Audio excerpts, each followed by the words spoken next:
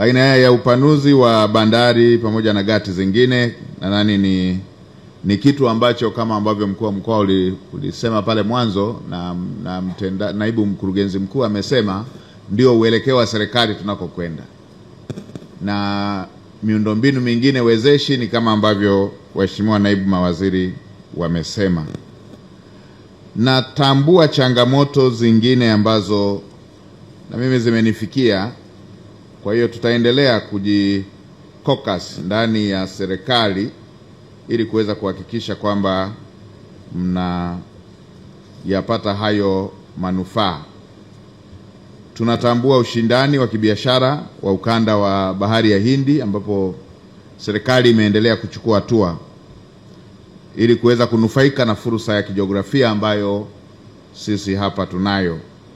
Kwa mfano, baadhi ya hatua ambazo zimechukuliwa ni uboreshaji wa bandari ya Tanga ambayo awamu ya kwanza imeshafanyika, na kwa awamu ya pili tunatarajia ukarabati wa gati namba 1 na 2 zenye urefu wa mita 300, masuala ya ununuzi wa mitambo ya kuongeza kina kutoka mita 3 hadi 13 ambayo na naibu mkurugenzi mkuu ameelezea.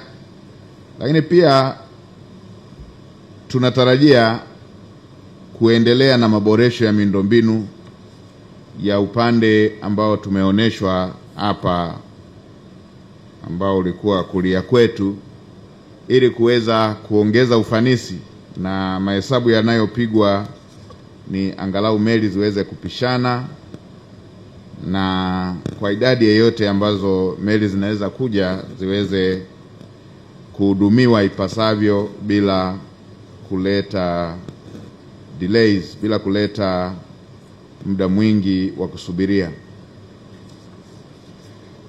Ninatambua uchache wa vifaa vya kupakulia. Kuagiza Mheshimiwa Naibu Waziri pamoja na bandari, fanyeni kazi hilo. Ni jambo ambalo litakwamisha maboresho yote yanayofanyika kama hatutachukua hizo hatua.